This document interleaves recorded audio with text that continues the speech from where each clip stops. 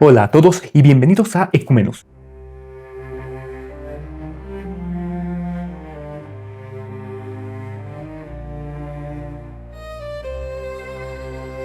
Esta es una nueva serie donde quiero hablar sobre teología, sobre Dios, sobre conversaciones con Dios, sobre cómo encontrarlo en la naturaleza, cómo encontrarlo en nuestro día a día, a través obviamente de los elementos bíblicos, pero también con otros textos sagrados, compararlo, ir conociendo más de las otras perspectivas que se tienen, también con textos filosóficos, para que podamos encontrarnos con Dios.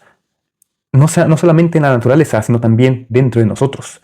Y esta idea me surge ahorita que quería hablar de este tema que ha causado mucho revuelo.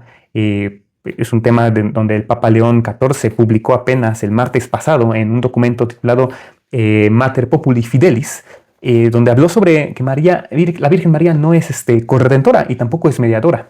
Y este tema ha dado mucho de qué hablar a lo largo de esta semana. Me he encontrado con muchos videos de diferentes posturas en las que han tratado de defender esta nueva aclaración y otras posturas en las que están como en contra de esta autoridad eclesiástica. Pero vamos a ver primero qué dice este texto, este documento.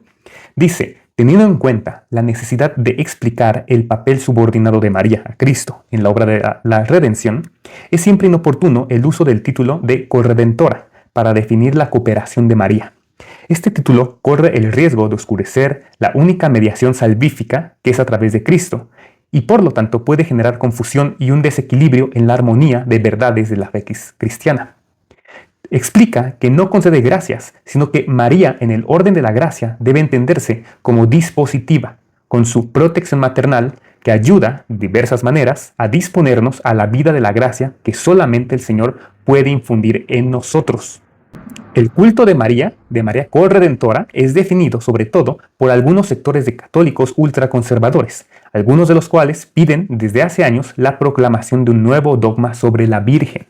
Entonces, vamos a tener dos posturas importantes sobre el catolicismo, pero también quisiera, antes de empezar a hablar de este tema de María como corredentora o no, pues sobre el catolicismo. O sea, en general, catolicismo significa que es universal. Entonces, todas las iglesias cristianas en teoría son católicas, desde el sentido de que buscan establecer una comunicación universal hacia pues, todo el mundo, a toda la gente. Pero el catolicismo romano es el que se ha apropiado más de esta palabra y a grandes rasgos voy a decir, cuando hable de católicos en este video, pues estaré hablando sobre el catolicismo romano, y si no haré la distinción de católico ortodoxo o cristiano protestante, pero bueno, a fin de cuentas, desde el concilio de Nicea, pues se acepta que todo el cristianismo debe ser pues católico, es decir, universal. Pero bueno, eso es una pequeña acotación, pero a fin de cuentas, pues creo que todos tenemos esa base católica de universalidad eclesial. Entonces, ¿a qué se refieren con estos ultraconservadores que están pidiendo los dogmas? Por primero que nada, vamos a definir a grandes rasgos qué es un dogma. Los dogmas son verdades de fe que la Iglesia define explícitamente al considerar irrefutables. Sobre la Virgen, de hecho, hay cuatro dogmas muy importantes. Una que fue concebida sin pecado, que permaneció virgen, que fue la Madre de Dios y que fue ascendida a los cielos. De estos cuatro dogmas, tres pertenecen al catolicismo romano y tres de ellos pertenecen a todas las denominaciones o todos los credos cristianos, es decir, ortodoxos, protestantes y católicos romanos. Y el cuarto, de que fue ascendida al cielo, es solamente algo que se cree del lado del catolicismo romano. Es algo que a mí me causó mucho, pues me sorprendió. Pensé que era un dogma aceptado por todos los cristianos. Y no, parece que nada más fue aceptado ya después de muchas investigaciones, ya por los papas que canonizaron este evento y obviamente después lo dogmatizaron y aceptaron como verdad. Desde la perspectiva protestante y ortodoxa no se cree al 100% en este evento que haya ocurrido, de que Cristo haya bajado y haya tomado a María y la haya ascendido al cielo. Pero bueno, ya habrá momento para hablar de estos temas de ella a futuro y no me quiero meter tanto en eso de momento. Y sobre esta parte de lo que las personas, bueno, primero que nada que la autoridad vaticana, es decir, el Papa, esté queriendo pues decir que no fue corredentora, me encontré con que no es la primera vez que se dice. Primero que nada, el Papa Juan Pablo II sí se refirió en varias ocasiones a María como corredentora.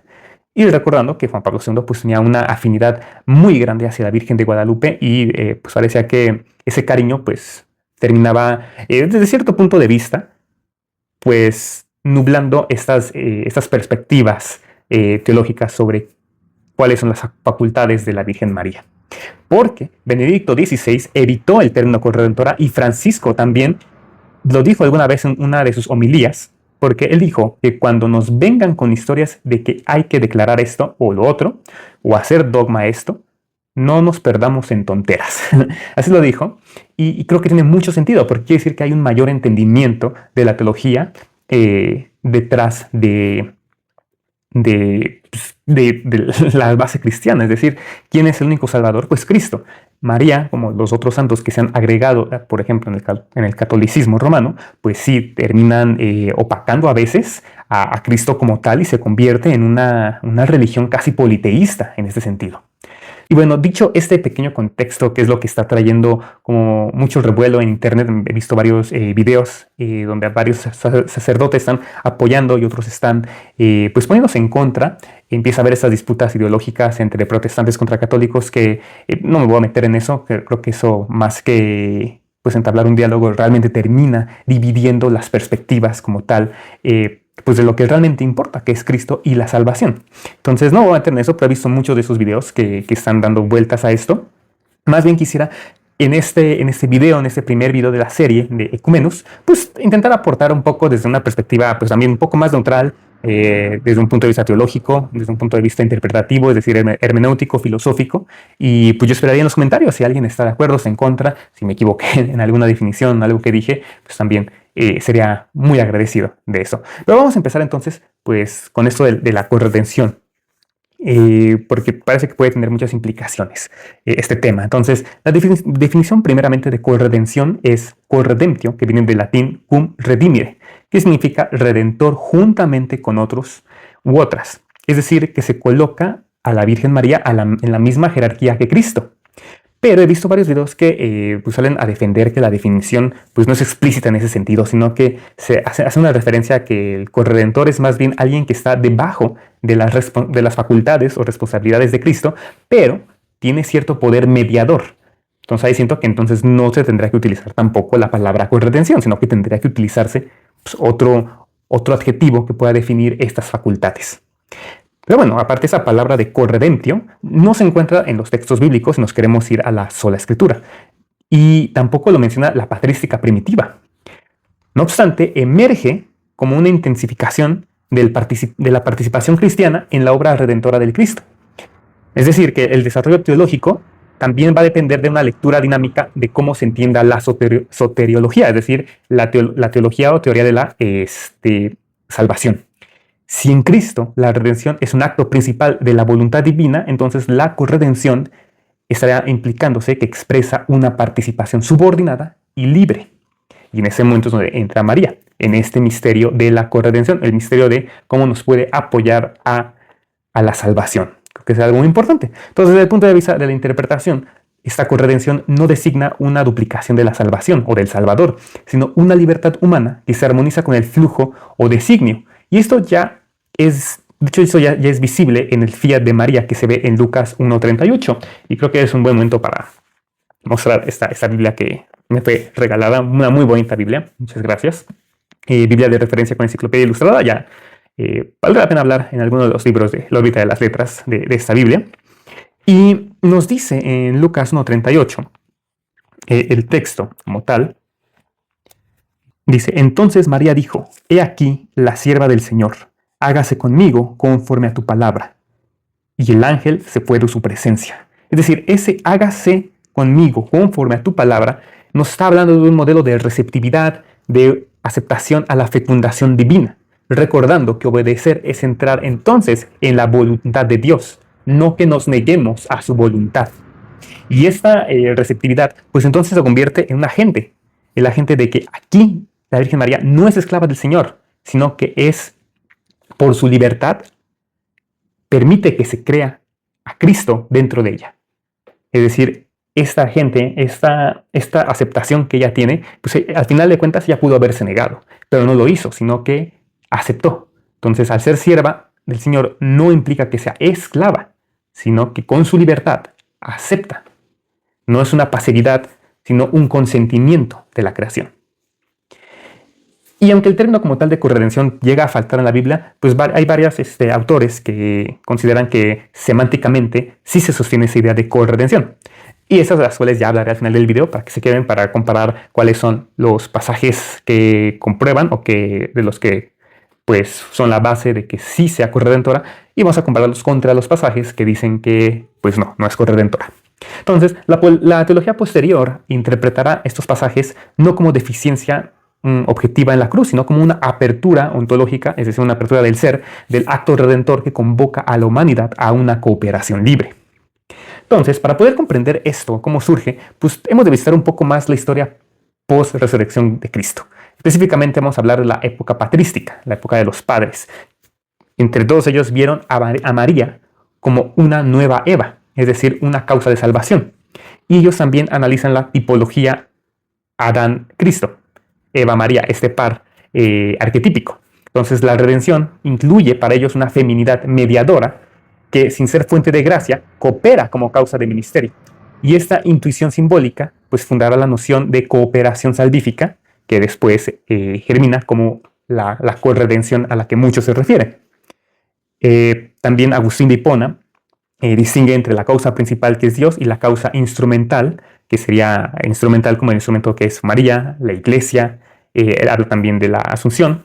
Y aquí la corredención pues, se articula como instrumento personal elevado a la gracia, es decir, María como instrumento, y por aceptar ser el instrumento es elevada a la gracia del Señor. Entonces, eso es lo que estos primeros teólogos iban formulando sobre quién era María. Porque a todo esto, pues se habla mucho de los apóstoles, tanto en la Biblia como en la teología. Se habla mucho obviamente, sobre Cristo, sobre Dios, sobre todos los profetas anteriores a Cristo. Pero quedaba, en este punto, llegaba a quedar un poco suelto cuál era el valor de María. Y si tenía realmente un valor o simplemente fue un dispositivo para que Cristo viniera y se le podría quitar también mucho valor a ella. Entonces, por eso viene en cierto momento, la confesión de María como Theotokos. Y Theotokos es una palabra en griego que viene de Theo, que significa Dios, y Tokos, que significa quien parió a Dios o la que engendra a Dios. Y constituye, de hecho, uno de los puntos decisivos en la definición de la fe cristológica. Esta definición de Theotokos fue proclamada o se definió en Éfeso en el 431 después de Cristo. Y el título, en realidad no tenemos que pensarlo como que surgió a partir de un sentimentalismo hacia la Virgen María, sino de una necesidad ontológica y soteriológica de saber cuál es su papel en la salvación y qué significa o qué era ser la Virgen María para ella en ese momento. Es decir, afirmar la unidad del Verbo encarnado. Como dice, hágase conmigo conforme a tu palabra, o sea, que se haga la palabra dentro de ella. También otro de los padres, Cirilo de Alejandría, pues dice que negar a María el título de Theotokos es dividir en Cristo en dos sujetos. Por eso la fórmula Theotokos no habla primeramente de María, sino de Cristo. El que nació de María Virgen es verdaderamente Dios. Sin embargo, la reflexión mariana posterior entendió que este título, nacido para proteger la cristología, trajo consigo una dicotomía. Si una mujer puede ser llamada Madre de Dios, el vínculo entre lo humano y lo divino puede ser transformado, mezclado, y entonces vienen estas confusiones en las que vivimos. Y también el término Theotokos no aparece en la Escritura, pero su contenido, mucho se dice, se halla en la estructura del Evangelio. Hay veces en las que dice, cuando dice el Espíritu Santo vendrá sobre ti. Por eso el santo que nacerá será llamado Hijo de Dios, como dice en Lucas 1:35. 1:35 dice, respondiendo el ángel le dijo, el Espíritu Santo vendrá sobre ti, y el poder del Altísimo te cubrirá con su sombra, por lo cual también el santo ser que nacerá será llamado Hijo de Dios. Y también dice en Juan 1:14, el Verbo se hizo carne y habitó entre nosotros. Entonces, esos son como sus puntos fundamentales que sí pueden sostener la idea de Theotokos y que sigue siendo un dogma actualmente aceptado por todos los cristianos. Y este misterio del Theotokos implica entonces tres afirmaciones. la realidad de la encarnación, es decir, que el verbo se hace carne, la unidad hipostática, es decir, que esta persona tiene dos naturalezas, la parte humana y la parte divina, y la dignidad participada de María como sujeto de acogida total, de la acogida de Dios. Entonces este fiat inaugura la cooperación mariana en el plan de la salvación. A esto quería llegar, pero su teología se sostiene sobre el misterio de Cristo, no por ella sola. Es decir, podrá ser corredentora, pero depende de todo lo que pasó antes, de que Dios quisiera venir y serse humano en la tierra y nacer a Cristo. De ahí que María tuviera esa importancia. El dogma de Éfeso confiesa en el fondo que una persona dividida tiene dos naturalezas y una maternidad real. Sin embargo, ese dogma, que es aceptado, como dije, y es vigente a la fecha, pues no estuvo libre de controversias. Entre ellos estaba Nestorio, quien rechazó el título de Teótocos porque temía que hubiera una confusión de naturalezas. Él proponía entonces, en lugar del Teótocos, el Cristótocos, madre de Cristo, pero no madre de Dios. Pero Cirilo de Alejandría nos dijo: no decimos que la naturaleza del verbo tuvo origen en María, sino que nació, según la carne de ella, el verbo hecho hombre. Entonces, eso nos perfila a una ontología de la encarnación, que es también el vínculo de que María es Teótocos no porque origine la divinidad, sino porque da carne al verbo que la asume. Entonces su maternidad no crea a Dios, pero lo introduce en el tiempo. Entonces creo que esa es una parte muy importante porque nos permite entender cuál es el origen de toda esta complejidad, esta confusión de términos. Sí, María nos ayuda en la salvación, nos ayuda porque hizo que naciera Cristo dentro de ella, pero no fue porque ella quiso que así fuera, sino porque ella aceptó la palabra de Dios, ella aceptó que la voluntad se hiciera, ella aceptó lo que se le había pedido, porque pudo haberse negado, pero no lo hizo, no se negó, sino que aceptó. Con ello nace Cristo, y con Cristo viene todo lo que ocurre después para nosotros obtener la salvación, y por eso es que ella, pues realmente no es que sea corredentora, sino que coopera en la salvación, pero no porque ella sea mediadora, sino porque ella nos dio a Cristo, porque ella asume que se origine Cristo. Eso es lo que quiere decir todo esto. Todo esto que fue una discusión muy fuerte en los años 430 después de Cristo, en este concilio de Éfeso, donde había mucha discusión entre teólogos para poder ir definiendo mejor estas perspectivas bíblicas que estaban causando también mucho conflicto en esa época y que a la fecha siguen causando pues mucho revuelo. Tan solo 20 años después, el Papa León I, en el 451, afirmará que las propiedades de cada naturaleza pueden predicarse de la persona única. Así se puede decir que Dios sufrió, pero no porque la divinidad sufra, sino porque el sujeto divino padeció en la carne asumida. Y esta afirmación pues igual permite decir que María es madre de Dios.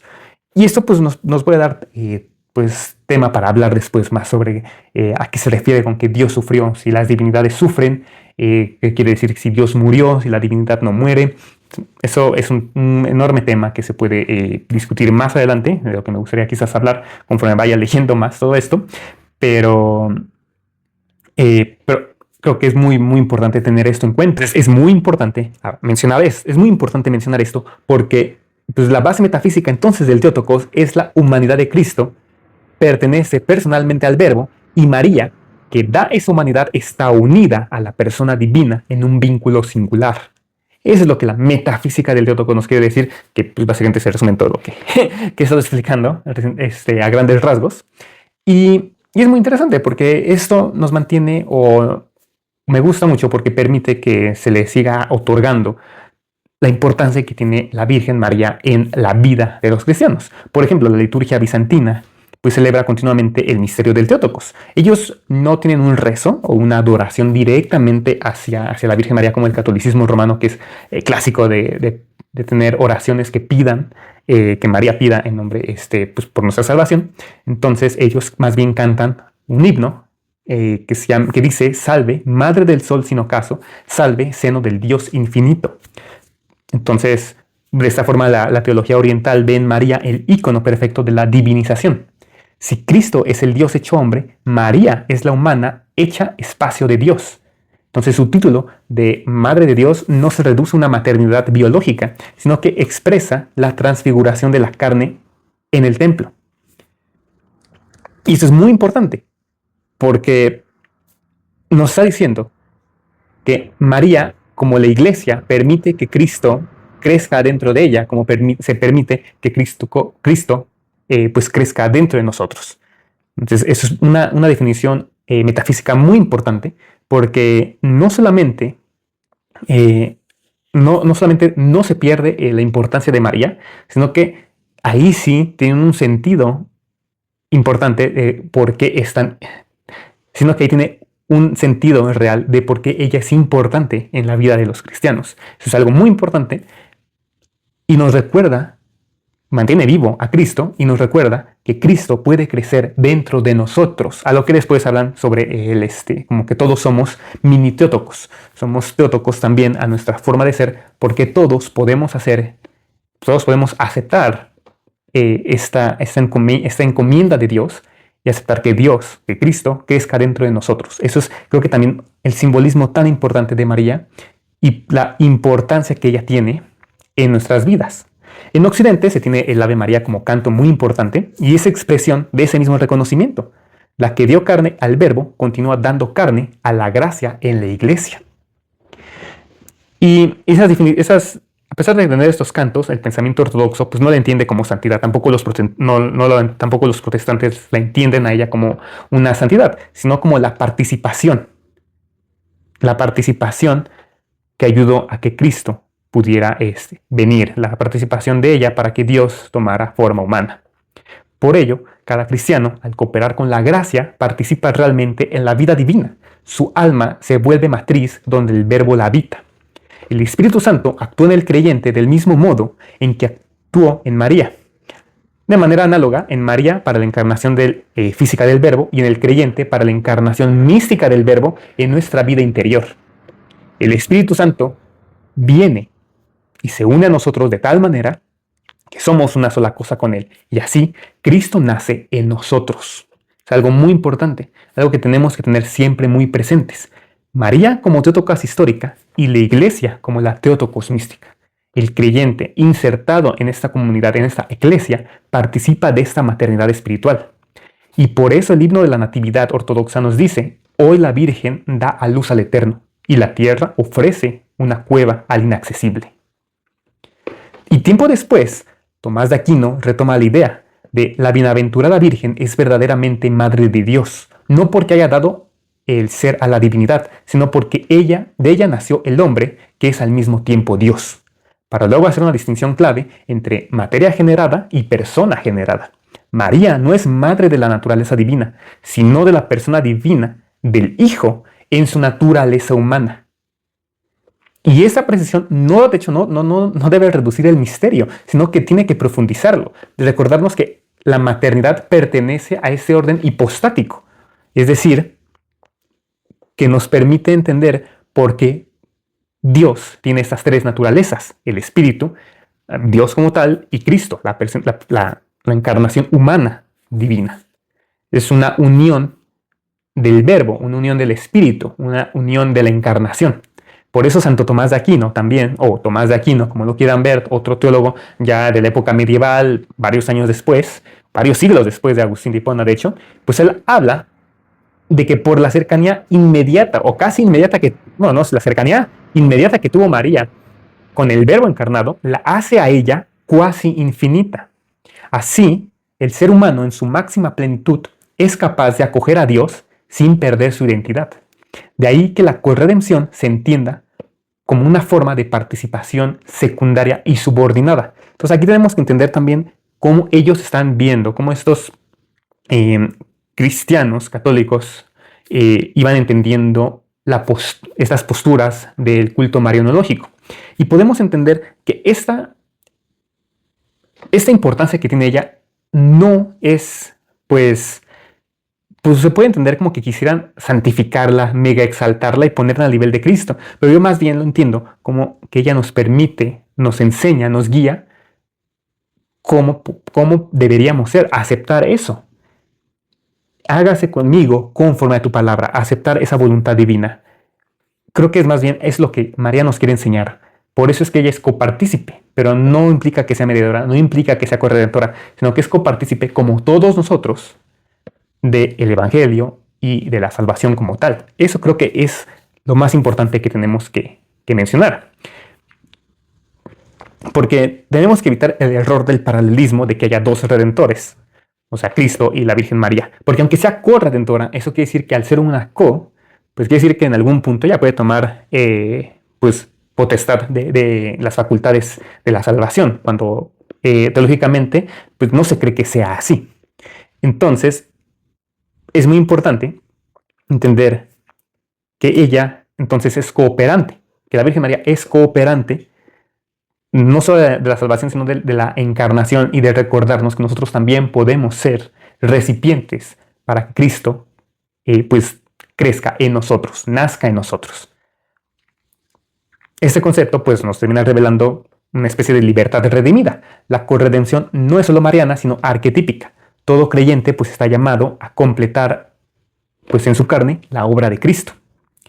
Y esta corredención simboliza un acto de respuesta. El sí que ella le da al ángel es que constituye la identidad del yo ante el absoluto, ante Dios. Esto se corresponde pues también con un proceso de individuación donde el ego colabora con el self divino. Se pierde el ego y uno se somete completamente, no sometido en el mal sentido, sino sometido por libre decisión y se rinde ante Dios para ser partícipe de esta creación de Cristo. Y en la teología más contemporánea, el concepto llega a expandirse. De hecho, hasta el concilio de Vaticano II, estamos hablando del siglo pasado, que ese concilio del siglo pasado ya evitaba el título formal de corredentora. Asume su contenido. De modo enteramente singular, cooperó con la obra del Salvador. Por eso es nuestra madre en el orden de la gracia. Pero una vez más, jamás dice que sea corredentora. Y es algo muy interesante porque muchas personas siguen pensándolo a pesar de que teológicamente no ha sido aceptado y siento que ha sido parte de una tergiversación de estas interpretaciones.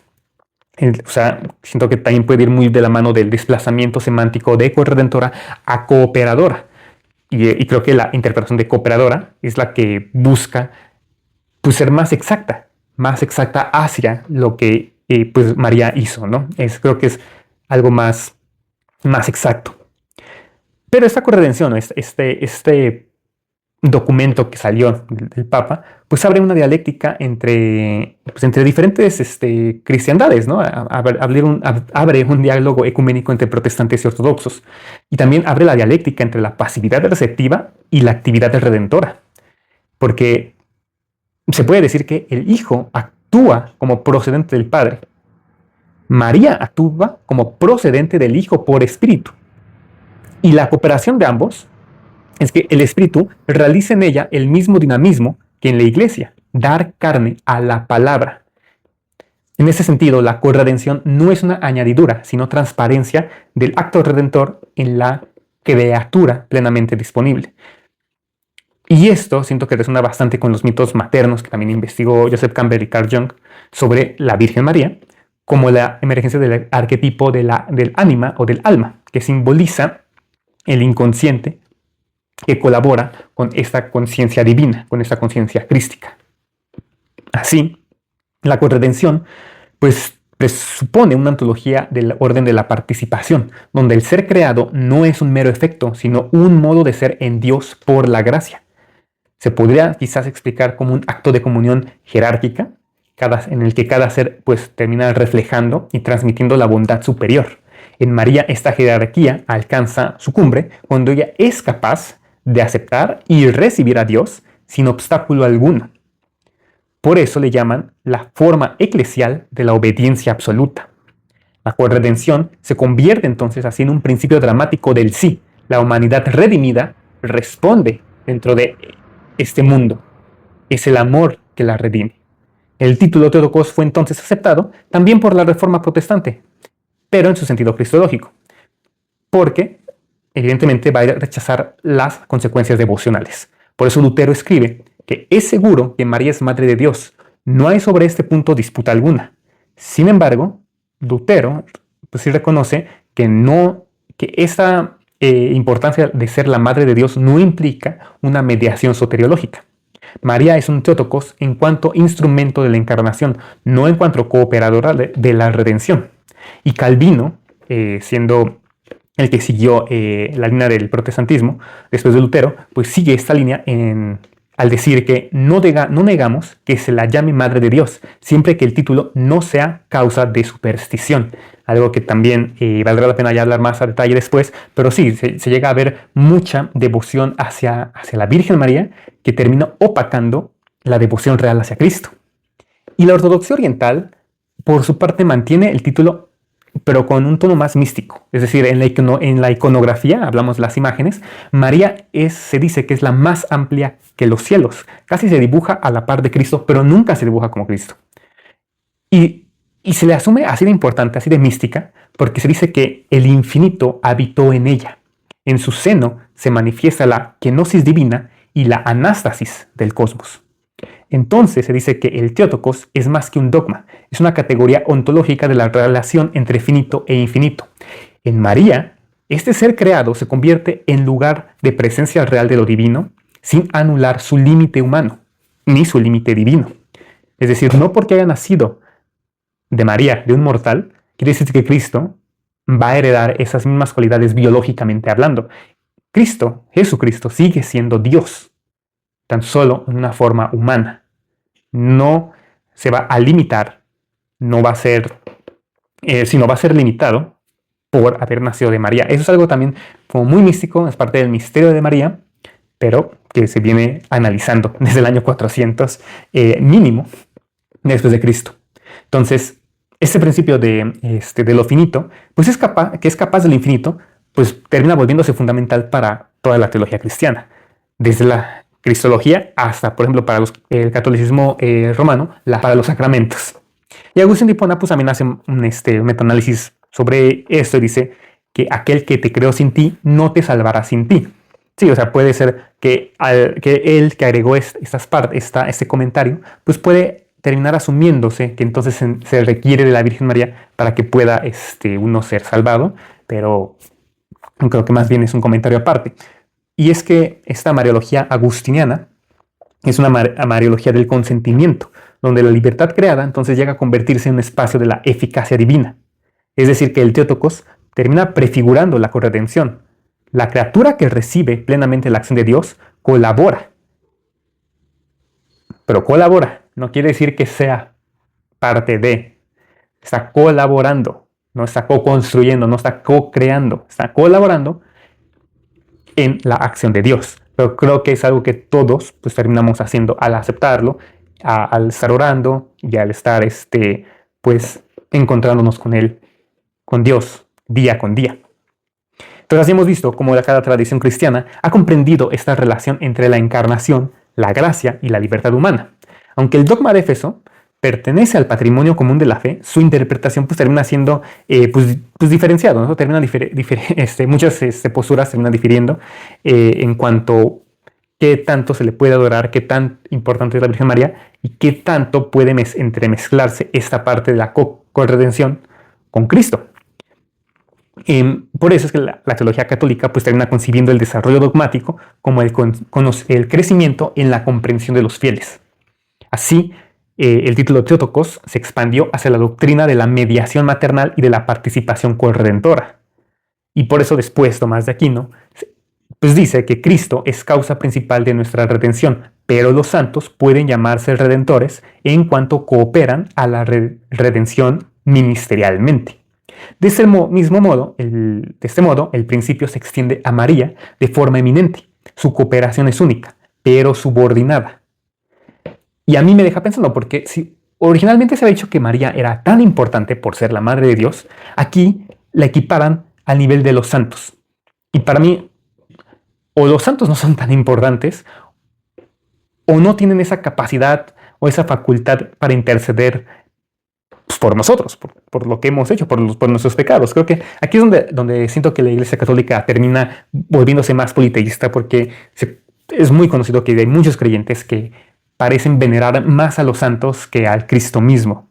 Entonces, creo que en ese punto, pues sí, ¿no? O sea, los santos, no creo que el cuerpo de las personas que mueren pues, se mantenga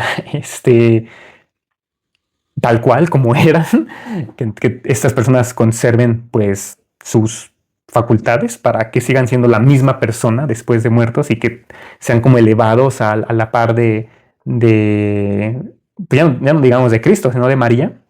Entonces, no lo sé. Creo que esa parte va a requerir mucho otro metaanálisis más adecuado porque creo que sí va muy de la mano con cómo la cultura, la religión católica romana, pues se va adaptando y va absorbiendo mucho de las culturas a las que va habitando y convirtiendo, en lugar de mantenerse firme en sus preceptos. Pero ya habrá, creo que yo espero, tiempo para hablar de este tema, que también se me hace muy interesante, pero pues no nos vamos a desviar tanto de eso del Theotokos.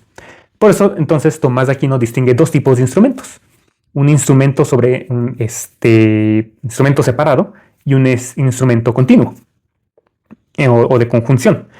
Cristo en su humanidad es el instrumento continuo de la divinidad y María en su maternidad es un instrumento de la encarnación, un instrumento aparte.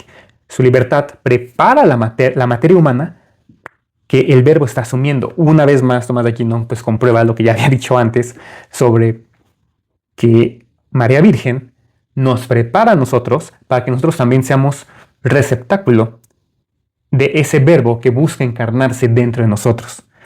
Y por eso Tomás de Aquino observa que esta anunciación requirió el conocimiento de la Virgen como representante de toda la humanidad. Creo que esa es la parte más importante, que ella lo aceptó, se sometió por decisión propia a esto, y termina ella siendo una guía, y yo consideraría que sí, sería otro apóstol más pues de la confesión cristiana como tal. Entonces la obediencia de María pues adquiere una estructura también de causalidad.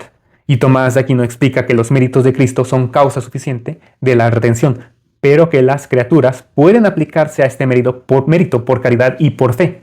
María, como pues se convierte así en el modelo y principio de aplicación subjetiva de la redención.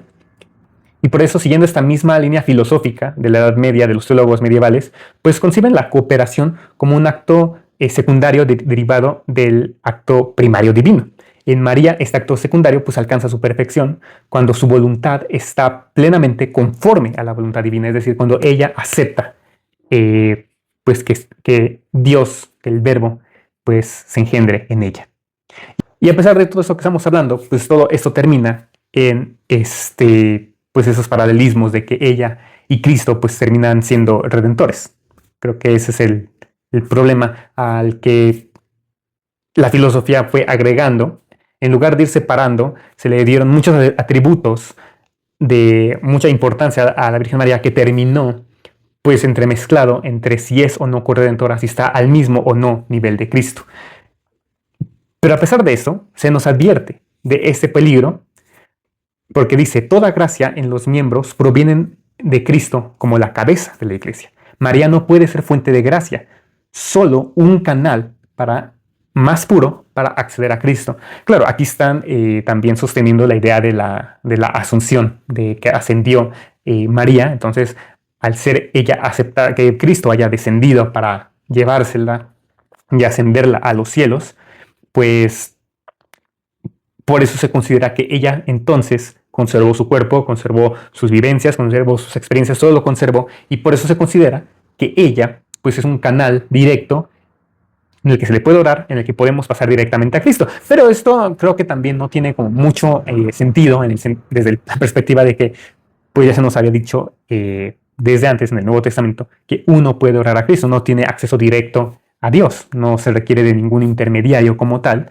Entonces, pues sí, se puede decir que es un canal más puro, pero pues al mismo tiempo, ¿cómo nos purificaría?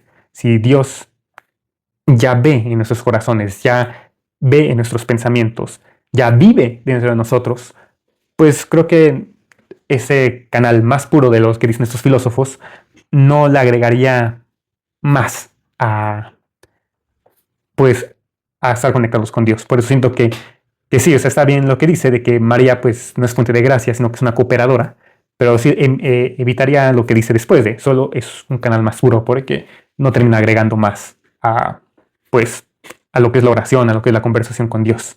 Y todo esto nos va a llevar a que el co dentro de la corredención no significa exactamente igual, sino que habla de una cooperación, de una comunidad en la diferencia, porque María se hace con, o dicen que se hace con, porque se dice que es otra. Pero entonces yo no utilizaría, o sea, termina siendo lo mismo. Yo tampoco utilizaría la palabra corredención y siento que por lo mismo no debería ser llamada corredentora ni mediadora. Entonces, es más bien parte también de cómo se entiende al ser de ella. Porque una vez más, se cae en lo mismo, de que por ser madre de Dios se considera que ella va a tener las mismas facultades de Dios. Pero creo que al mismo tiempo su ontología terminaría pues entremezclándose entre ser madre de Dios y Dios siendo su creación al mismo tiempo, pero eso creo que ya entraría dentro de una mala interpretación de todo lo que hemos dicho actualmente. O sea, Dios, ella aceptó que el verbo de Dios se encarnara dentro de ella. Eso creo que es lo que quiere decir. Entonces, más bien tiene que ver con una fenomenología, es decir, cómo ella recibe a Dios para que éste pueda pues, otorgarnos a su Hijo humano y pueda, pues, conducir a la salvación. Creo que de ahí va esa parte de la que tiene que ver con redención. Y esto se va acentuando tiempo después, porque también conforme van apareciendo los monjes, los que van, estos teólogos pues católicos, pues van acentuando la singularidad de María en el orden de la gracia, es decir, que ya empiezan a hablar de que María empieza a cooperar con la redención humana. Y estos términos se van a ir entremezclando y van a llegar pues a convertirse en corredención. Entonces, porque todo esto, por ejemplo, los franciscanos, por ejemplo, dicen después que ella es corredentora porque cooperó con la obra del Salvador. Pero una vez más, tenemos que recordar que en el Concilio del Vaticano II del siglo pasado y hasta la fecha, los papas posteriores, sin contar Juan Pablo II, claro, pues no dijeron o siempre estuvieron como opuestos a este término. Desde este punto de vista, pues tenemos que entender que más bien el Espíritu obró en María. Y de esta misma forma, también obra en la comunidad de todos los creyentes, en el mundo entero. Creo que es el simbolismo al que yo siento mayor afinidad, a ese simbolismo, que es al que yo considero, al que yo creo más, que es lo que, por lo que he estado leyendo, creo que es para mí lo que significa ese simbolismo. Y por eso mismo, en la ortodoxia, María se contempla desde una mística distinta. María es el punto donde la creación entera se abre a la energía divina. Es el límite entre lo creado y lo increado. María no coopera como agente secundario, sino como un espacio de comunión entre todos nosotros, entre toda la iglesia. Martín Lutero vuelve, o sea, también le tiene alta estima a María en su dimensión bíblica, en su dimensión cristológica, pero no la puede aceptar como corredentora, porque entonces contradeciría los principios del protestantismo luterano, de la sola gracia, y oscurecería la suficiencia del sacrificio incluso de Cristo, porque entonces de qué sirve que Cristo se haya sacrificado si María ya tenía esa aptitud de ser corredentora simplemente por haber dado vida a Cristo. Entonces creo que eso también tiene mucho sentido por parte del luteranismo. Entonces, Lutero también nos dice que para él la cooperación humana se interpretaría más bien como un fruto de la gracia, no como causa de la gracia.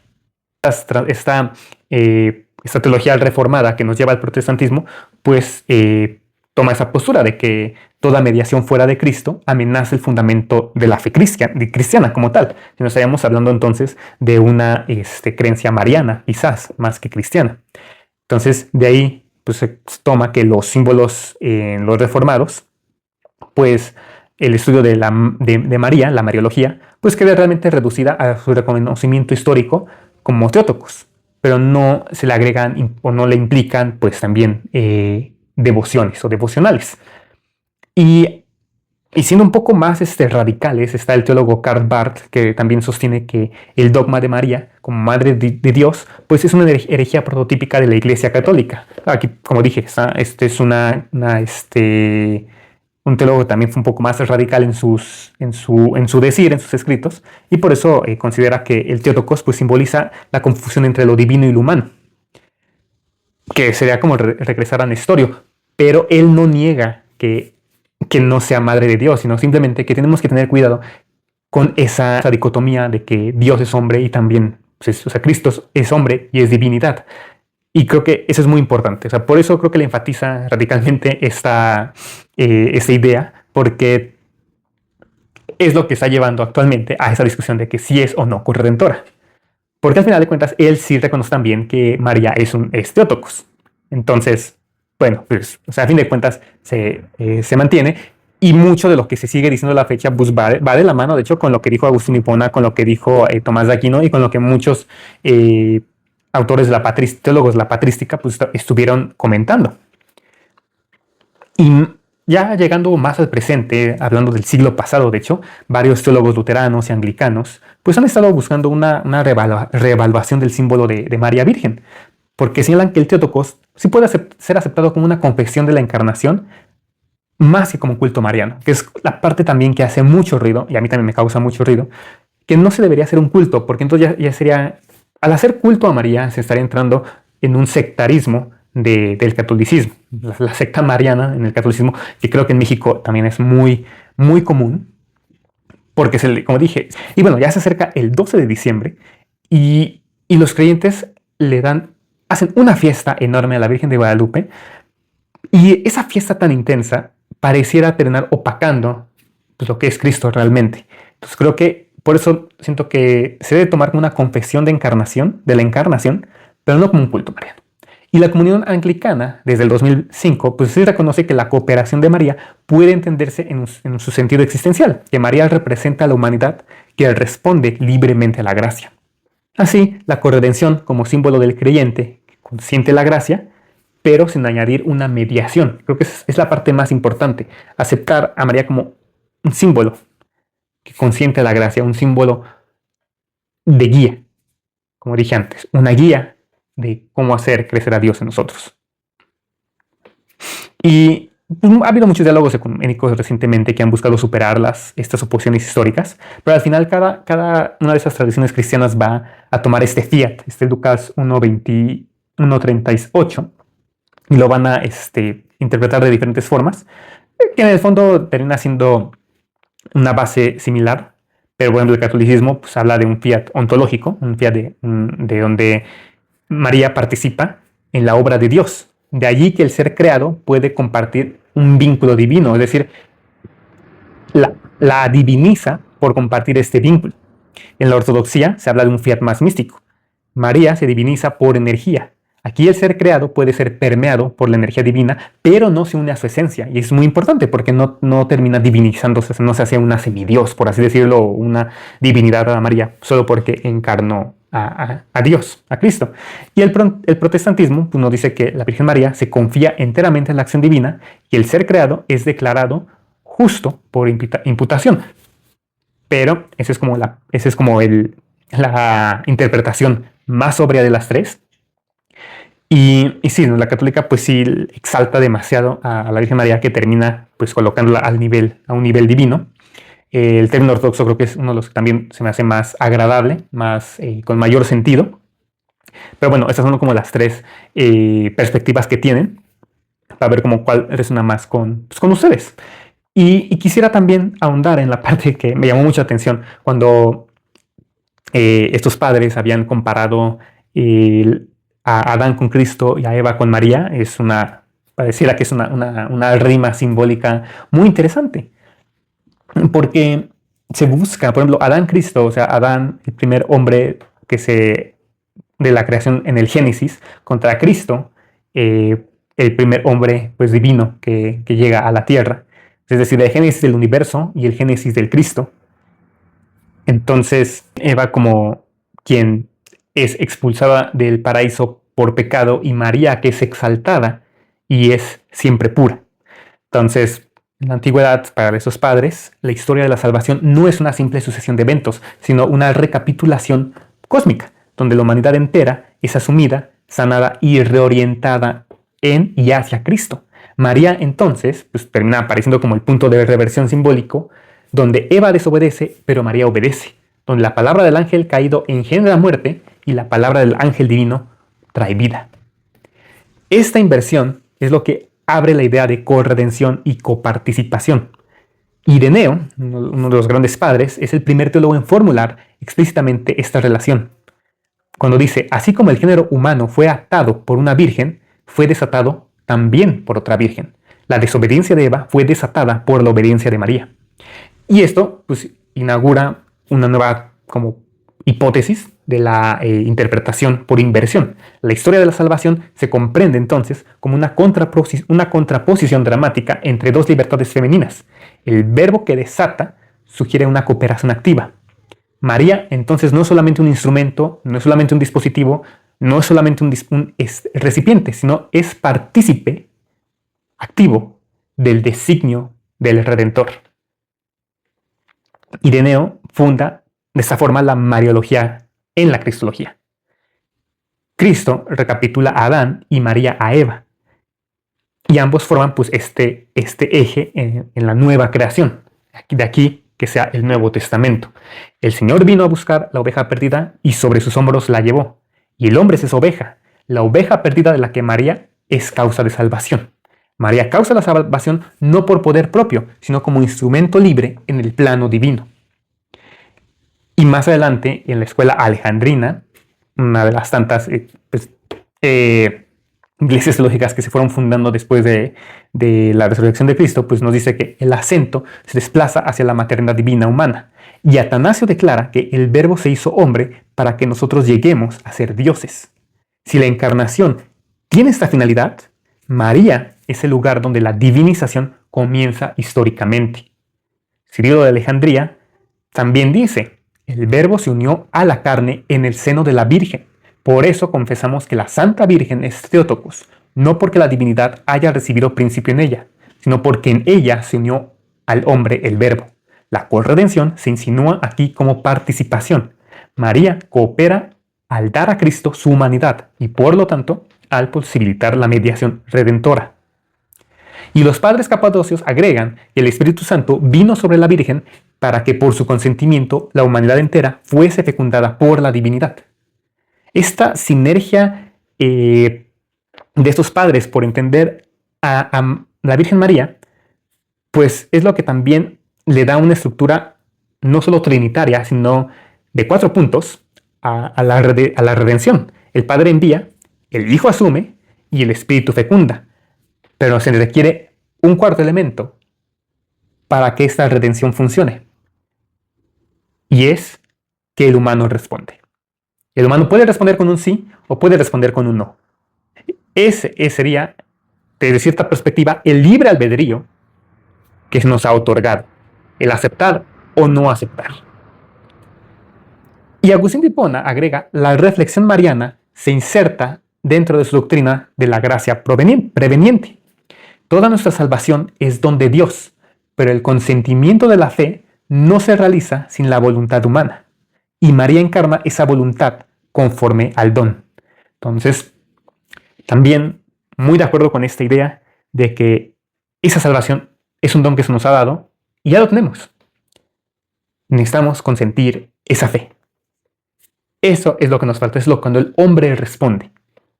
Ese cuarto elemento en la redención. Y continúa Agustín. María concibió en su mente antes que en su vientre.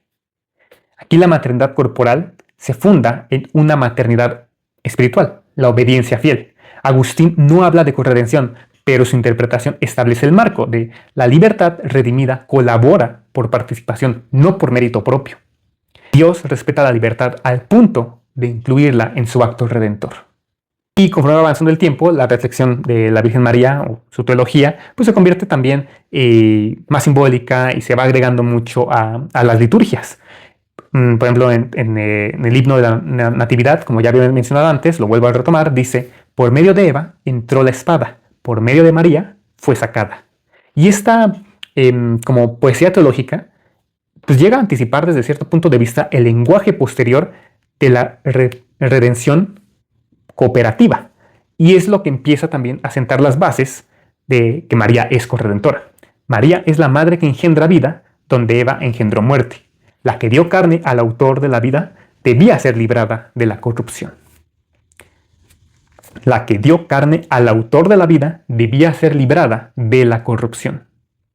Y a todo esto, pues ya para ir terminando, agregando que Lutero y otros sacerdotes de su época, del siglo XVI, pues ya tenían muchos problemas con el hecho de la venta de indulgencias, el hecho de los malos manejos pues internos del Vaticano, de los sacerdotes, el hecho de pues también de las malas interpretaciones teológicas desde su punto de vista, y el culto, de hecho, a santos, y en ese caso, como estamos hablando de la Virgen María, pues sí termina siendo decisivo para que termine por romper pues Lutero rompa con la iglesia y empiece también a hacer este movimiento reformador, como ellos le decían, o como le decimos ya actualmente, de protesta, lo que le llama el nombre al protestantismo, porque pues Lutero insistía en la suficiencia del sacrificio de Cristo, no se requiere nada más.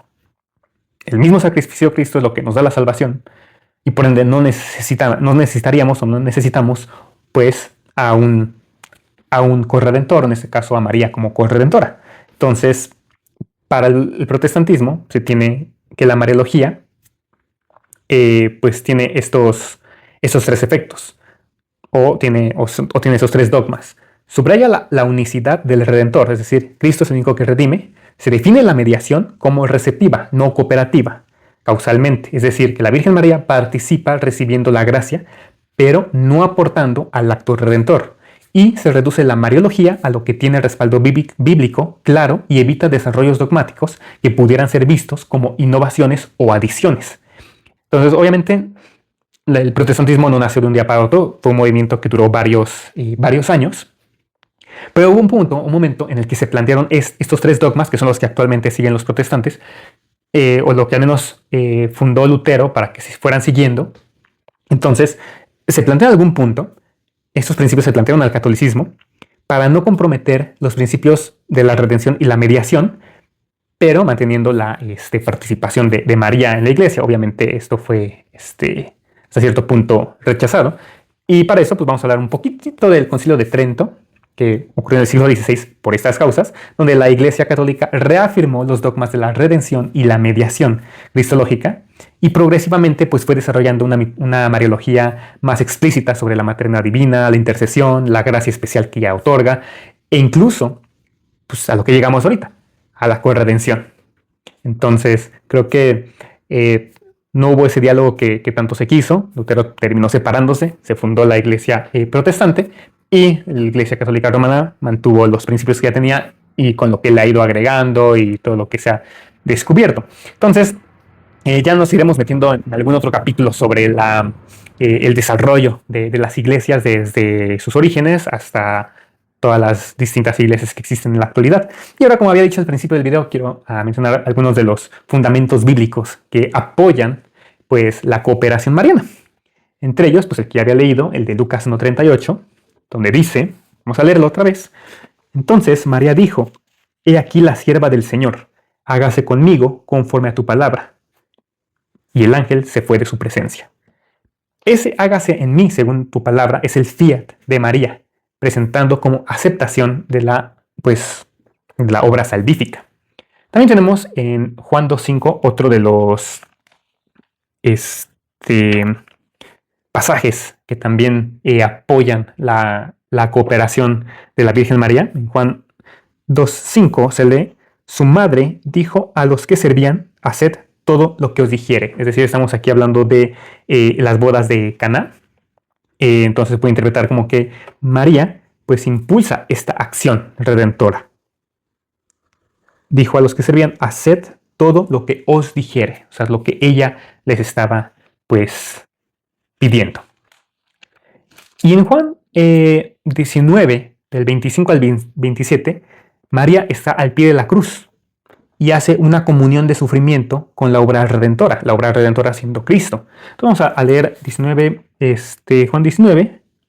Estaban junto a la cruz de Jesús su madre y la hermana de su madre, María, mujer de Cleofas, y María Magdalena. Cuando vio Jesús a su madre y al discípulo a quien él amaba, que estaba presente, dijo a su madre, mujer, he ahí tu hijo. Después dijo al discípulo. he ahí tu madre. Y desde aquella hora el discípulo la recibió en su casa. Y bueno, vamos a ir ahora a Colosenses 1:24, que dice: ahora me gozo en lo que padezco por vosotros, y cumplo en mi carne lo que falta de las aflicciones de Cristo, por su cuerpo, que es la iglesia. Y esto es a veces usado como un tipo de cooperación, siendo la Madre Virgen María también la iglesia. Y es como, pues, lo que eso dicen. Y tenemos a Romanos 8:17 también. Y sí, hijos, también herederos de Dios y coherederos con Cristo, si es que padecemos juntamente con Él, para que juntamente con Él seamos glorificados. Entonces aquí pues parece aplicar a creyentes, y algunos extienden la analogía a María como madre de la iglesia, como dije, lo mismo de Colosenses. Pero esas palabras no usan la palabra corredención. Como dije antes, la palabra corredención no se ve en la Biblia como tal, pero se fundamentan estas ideas en una idea de participación, de obediencia, de maternidad redentora, de engendradora, y participación y cooperación. Y ahora vamos a ver los fundamentos bíblicos que rechazan la corredención como título formal.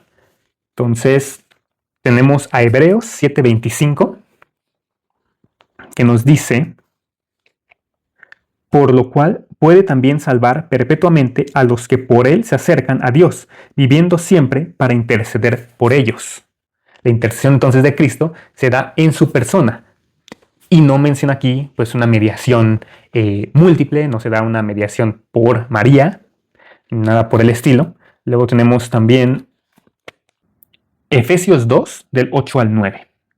Entonces nos dice: porque por gracia sois salvos por medio de la fe, y esto no de vosotros, pues es don de Dios, no por obras, para que nadie se gloríe. La salvación es entonces por gracia, no por obras humanas, lo cual entonces también limita la idea de una causa humana corredentora. Y también tenemos a Gálatas 2:20. Con Cristo estoy justamente crucificado, y ya no vivo yo, mas vive Cristo en mí, y lo que ahora vivo en la carne, lo vivo en la fe del Hijo de Dios, el cual me amó y se entregó a sí mismo por mí. Entonces la salvación, una vez más, es obra por Cristo, no en virtud de la Virgen María. Y no quisiera nada más quedarme con esta interpretación o esta Biblia, sino que también quisiera mencionar la Biblia Ignatius, Biblia de estudio católica, muy, muy bonita. Ya hablaré también de ella. Está muy padre la Biblia. Entonces vamos a ver aquí los comentarios que también se hacen al respecto, para ver si podemos también darnos una mejor claridad de las justificaciones que ellos nos dan, ¿no? Por ejemplo, en los Colosenses 1:24, en la parte en la que dice completo en mi carne,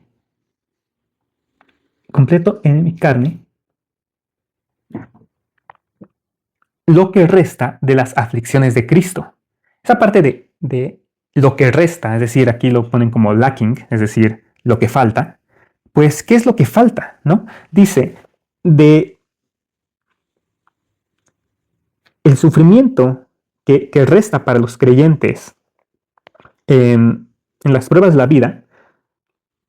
Eso dice más bien, aquí la referencia, ¿qué es lo que falta? ¿Qué es eso? ¿Qué es lo que resta de las aflicciones de Cristo? Pues aquí dice que el sufrimiento que falta es la de los creyentes en las pruebas de la vida. El sufrimiento es una misión de todos los creyentes, como un medio de conformarnos hacia Cristo, de formar a Cristo, es decir, formar la cristiandad. Y más adelante nos dice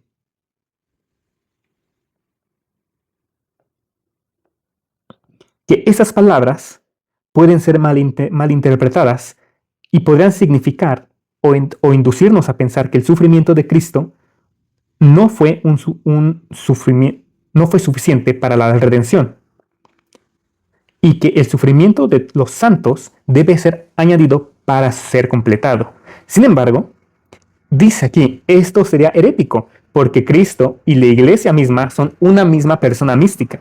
Y mientras los méritos de Cristo, la cabeza de la iglesia, son infinitos, los santos adquieren un mérito, pero solo a un nivel limitado.